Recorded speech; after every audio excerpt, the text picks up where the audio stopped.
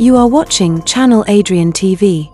Yo, YouTube, Rumble, Facebook, X. Welcome to another Warriors reaction video. This is the last gang, the Rogues, before I do the full movie reaction with y'all. Now, I know Real Reels has been adding some other gangs using people's suggestions and imagination, but first I wanted to react to the original gangs from the movie and then go over the movie with y'all and then go back to those other videos. And the title of this video is The Warriors, Origins, The Rogues, Luther's Last Laugh. Let's get into the video. Why'd you do it? Why'd you waste Cyrus? No reason. I just like doing things like that. In the war for New York streets, some gangs fought for power. Some fought for survival. But one gang, one man, fought for something darker. This is the story of chaos disguised as leadership, of a crew that pointed a mad dog at the world and paid the price when he bit back. Because in New York, you can control a lot of things, but you can't control a spark once it becomes a fire.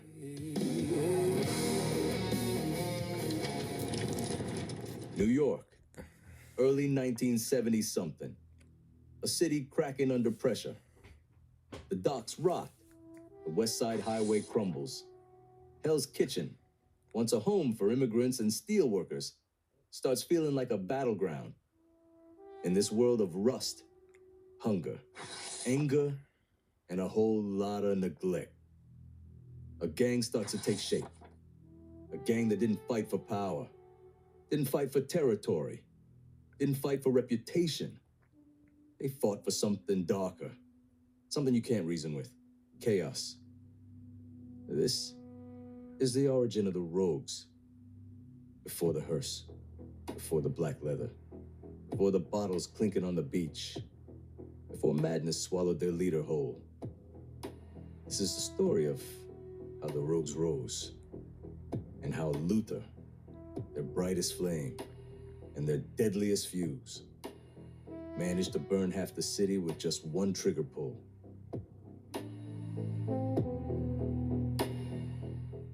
The Rogues begin as dock rats, kids abandoned by industry, by the collapse of the working class, and by families torn apart under the weight of poverty. The gang forms under Rick Chains Moretti, a West Side bruiser with a vision. We take what's left. The early Rogues wear mismatched leather jackets, stolen police caps, mocking the same law that beats them down. And one night, at the base of Pier 88, they find them. A skinny, hungry, trembling teenager, sleeping under an overturned pallet. A kid with haunted eyes, and a grin that comes too damn easy. His name is Luther, 16, fresh out of a juvenile home, no family. And y'all eyes are not playing tricks on y'all. That's actual Real Reels showing Luther kind of behind, I want to say like a devil or some type of monster, like he's evil. Yeah, and honestly, looking at his grin, that is a creepy grin. But to go back to earlier in the video, like you remember the end of the movie, that part that they showed when he said he just liked doing things? Men and women, they're just some people who just like chaos, and there's nothing you can do to help them. That's why when you see all these programs with Not Left Behind and you got to help everybody, I know this is not the PC thing to say, but I do believe there are some people that are too far gone that you can't help. No roots, no fear. Chains test him in a street brawl. Luther doesn't fight like a soldier. He fights like something feral. The Rogues don't make Luther a member. They make him a weapon. Whenever they need destruction, they point him in a direction, and they light the fuse. He comes back laughing, blood on his knuckles, high off the adrenaline like it's air in his lungs. Oh, okay, so I like how Real Reels positioned it. They use his rage and carnage for the gang purposes. Like they probably, because they said in the beginning just now, they didn't make him a member. So, but they saw the rage and carnage he had. So he would be their do boy, his flunky, their muscle, because he'll be willing to go do things or take it farther, probably than what normally people would do. And you see this with any type of group, any type of gang, and also you'll I've seen these examples in the corporate world to where the person may not have all the skills that they need, but that one person that will take it where it needs to go, but everybody else won't, that's where you have those Luthers. Isn't something you control forever. In 1975, Chains tries to legitimize the Rogues, form alliances, negotiate peace, copy the structure of stronger outfits like the Hurricanes or the Saracens. The problem, Luther hates order. A weapons heist blows up in their faces, shots fired, chaos everywhere. Chains gets hit, shooter never identified. But the whispers, they say Luther pulled the trigger. The warehouse is silent. Chain's body has just been carried out. The blood still drying on the concrete. The Rogues stand in a loose circle, heads down, waiting for someone to speak, waiting for someone to lead. But nobody does. Then, without a word, Luther steps forward. He walks over to the rack where Chains kept the gang's vests.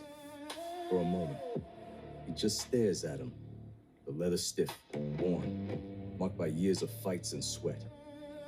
Then he reaches out, slow, deliberate, confident, in a way nobody had ever seen before. He slides Chain's black leather vest off the hook. The room tenses. Nobody moves. Luther slips his arms through it. It hangs a little big on him. He's leaner, smaller, but he straightens his back, lifts his chin. And suddenly, the vest fits in a way that chills every rogue in the room. He turns toward them, eyes bright and unhinged. Then he reaches into his pocket and pulls out a strip of torn black cloth, the beginnings of the headband he'll wear for the rest of his life. He ties it around his forehead, not tight, fabric pressed to his temple like some warped coronation ritual. A smirk curls across his face. Looks good, don't it? No one answers. And that's also a tie to the movie because he always wore like a headband or bandana. That's where he got it. And I like how Real Reels is actually bringing elements from this movie, the original movie, into this series. To go back to what they were saying to where Luther probably killed the original leader, this is why I've always said to men and women in a lot of my videos, bringing one person in your circle that's bad for you can ruin everything. Don't ever forget that. Luther steps into the center of the room, cracks his neck, lets out a breathless little laugh. From that moment on, the Rogues don't have a leader. Only a few they're too scared to stop. Hell's Kitchen becomes the Rogues' territory. Factories empty, tenements crumble, and the Rogues rise. They steal cars by night, shake down bars, run stolen guns off the docks, and they drive a black hearse Luther insists on keeping, a warped symbol of inevitability. The Rogues still pretend they're keeping Luther on a leash, but the leash is fraying. He hears things. He sees messages in static-filled police scanners. He starts branding jackets with the skull and chain emblem, claiming Chains spoke to him in a dream. Lieutenants like Burner and Hawk whisper about overthrowing him. But every time the gang talks about removing Luther, someone disappears. Nobody questions him again. A heatwave summer gives way to total darkness. The 1977 New York City blackout drops the entire city into chaos. Luther sees it as a sign. He climbs a rooftop, eyes wild, chest heaving, and he screams, "No light, no law!" The Rogues go to work. They loot shops, torch rivals' turf, and move through the streets like shadows while the police collapse around them. During a gun deal in Pelham, everything goes sideways. Luther fires first, shoots a cop, keeps the officer's revolver as a trophy. That gun, that very gun will one day kill Cyrus. The rogues can see it now. Luther's slipping fast, but none of them can stop him. Every rogue is too afraid, too loyal, or too far gone. And see, what I like about these videos, you can also tie in real life experiences. How the narrator just said they see Luther slipping and you can't control them. Men and women, when you see someone spiraling down like this, say if it's your friend or someone you're close with, I understand you may want to help people through their problems, but if someone is to a point to no return and you know being alongside of them is going to hurt your life or hinder you from you going, it's best to just break off from them. It's the phone calls. Luther starts talking to the Chain, swearing the Chain's Moretti is speaking to him through payphones scattered across the Bronx. He forces his boys to answer the phone for him. But every time, every single time, the line is silent. Luther doesn't hear silence. He hears approval. And the rogues, powerless, terrified, descend deeper under the rule of a man coming undone. Chains is long gone. Burner is dead. And now, Luther rules alone. By 1978, the rogues aren't a structured gang anymore. They're a fractured unit orbiting Luther's growing madness. Without Chain's authority, without Burner's grounding presence. The rogues operate like caretakers trapped inside the unraveling mind of one man. Luther spends his nights in a half-collapsed tenement, obsessing over a disconnected payphone he swears is linked to a boss giving him instructions. But the others know the truth. There is no boss. The number never rings. The line is dead. To survive him, they invent a lie. Spider, the youngest with the softest voice, begins pretending to be the man Luther thinks he's calling. He whispers orders into the receiver just to keep Luther calm. Whispers, yeah, Luther. You're doing good. Stay sharp. The rogues huddle outside the room, listening as Luther mutters back, pacing, sweating, scratching at imaginary bugs under his skin. And I like the angle of what Real Reels did, because I was wondering how they were going to tie with his attitude, his behavior for why he shot Cyrus. So the angle that Real Reels is using is, you can obviously tell he has some personality disorders. He had anger issues and also other mental disorders to where his perception in life was distorted. Amphetamines are eating away whatever stability he had left. He laughs without warning. He cries just as suddenly. He repeats sentences in broken loops of paranoia. Hawk, now the reluctant lieutenant, tries directing the gang on short, contained missions, tags runs, small shakedowns, anything that might drain Luther's energy before it explodes. But it's already too late. Luther becomes consumed by a single delirious idea. A great ruler is rising, and that ruler wants to erase him. When he sees Cyrus on a newspaper, standing tall, speaking of unity, Luther becomes convinced. He wants my throne. And in that moment, the rogues understand something horrifying. Luther truly believes he was destined to rule all the gangs. And Cyrus is the imagined thief of his so-called birthright. The fuse is lit. The countdown has begun. Paranoia becomes prophecy. News spreads across New York. Cyrus is calling the largest gathering of gangs the city has ever seen. Hawk and the older rogues, they want to avoid it entirely. They fear Luther's going to see the summit as a threat, or worse, an opportunity. They're right. So that's why Luther killed Cyrus from Real Reel's point of view, because he saw it as a threat to his own regime, to his own claim of right, which he felt he should have been the leader of all the gangs. Luther gets amped at the idea. Hyper, wired. He don't sleep. He don't blink right. He just keeps polishing that stolen Pelham revolver. The same one he used to kill a cop 2 summers back. Spider tries talking him down, using that fake boss voice. But Luther cuts him off. Sharp. He don't run me. Not anymore. At the summit, the rogues stand tight. Real tight. They're scared to let Luther drift even one step. But once Cyrus starts speaking, Luther's eyes glaze over. His breath gets ragged and he whispers, low, shaky. He's stealing my speech. He wants my power. While thousands cheer, Luther lifts the gun. The rogues see it too late.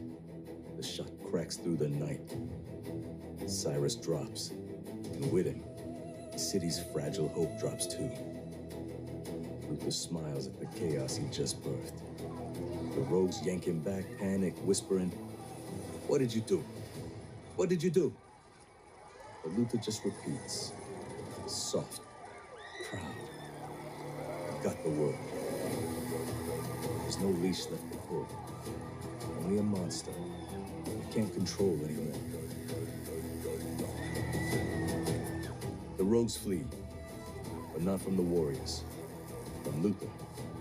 They tear through the city in the black hearse. Their symbol of intimidation, now a prison on wheels. Hawk drives, knuckles white. Spider clutches his bleeding leg. Luther shot him, just for suggesting they leave town. And the others, they stare at Luther the way prey watches a predator. Luther keeps demanding they stop at random payphones. Every time, he calls the same dead number. Again, and again, and again. He hears nothing but static. But to him, it's affirmation. Yeah, I know. I did it. Finish it. Nobody else hears anything. The rogues start whispering about abandoning him. But leaving Luther means facing the Riffs. Keeping Luther means facing Luther. It is a no-win war. Luther fixates on the warriors, the gang that saw him shoot Cyrus. They stole my moment. They stole my glory. This delusion hardens, shaping reality itself. The warriors must be punished, but taking the credit he believes he deserves. By dawn, the rogues aren't hunting the warriors anymore. They're surviving Luther. The sky turns gray as the sun climbs over Coney Island. The warriors stand ready. The rogues stand shattered. And Luther, trembling, grinning, clinking bottles on his fingers like some deranged nursery rhyme no one else can hear. His mind is gone. His reality, broken. His fate, already sealed. He calls into the empty morning, voice sharp as broken glass. Warriors brace. And that part right there, the warriors come out to play with the bottles tapping. I wonder if the director and all the people and the actors and the cast are wondering how of a cultural impact that scene was going to be with the clicking of the bottles and saying warriors come out to play. You see the play off those words or off that scene from a lot of things. So it's crazy that something so small and slight can cause a cultural impact. It can move. The beach goes silent. A low thunder. Footsteps. Rolls in from the boardwalk. The Riffs have arrived. Row after row. Shadow after shadow. A wave of black leather and authority swallowing the horizon. Hawk and the remaining rogues drop to their knees instantly. Hands raised, desperate, defeated. They shout over each other. It was him. Luther did it. We tried to stop him. We didn't fire the shot. The Riffs don't even look at them. Masai steps forward, eyes locked on Luther. Not the coward scrambling to shift blame. Hawk tries one last plea, voice cracking under the weight of it. He's the shooter, not us. Luther killed Cyrus. Wait, we were scared of him. Masai finally turns his head. Slow, dismissive, shake. Fear doesn't wash blood away. The rogues collapse into the sand. Their betrayal useless, their desperation meaningless. Every attempt to expose Luther fails. Because this was never their judgment. This judgment belongs to Luther alone. Luther keeps giggling. He doesn't kneel. He doesn't run. He doesn't even understand what's coming. Masai nods once. The Riffs move. They hit him like a pack of wolves. Fast, efficient, merciless. The way you put down a dangerous animal that's gone rabid. Luther still laughs during the first blows, lost in the fractured world he built from drugs, delusion, and ego. But the laughter stops. The violence is quick, overwhelming, absolute. The kind reserved not for enemies, but for creatures too far gone to reason with. The warriors look away. Even Hawk winces. There is no ceremony, no speech, no last words. A violent, necessary end. Like putting down a mad dog. When it's over, the Riffs step back, breathing steady. The beach is silent except for the waves and the faint clatter of bottles rolling in the sand. Masai turns to the surviving rogues. Chaos ends here. The rogues lower their heads. They are not executed. They are dismissed, erased, stripped of identity. Their jackets, their chains, their authority, all meaningless now. Because without Luther, there is no rogues. And without madness, there's nothing left to fear. This was always the ending. From the moment Luther first smiled at violence, first heard a voice in the static, first slipped his arms through that black leather vest, there was never another road for him. Only this one. Straight to the beach at dawn. Straight to the Riffs. Straight to judgment. Straight to the end he created for himself.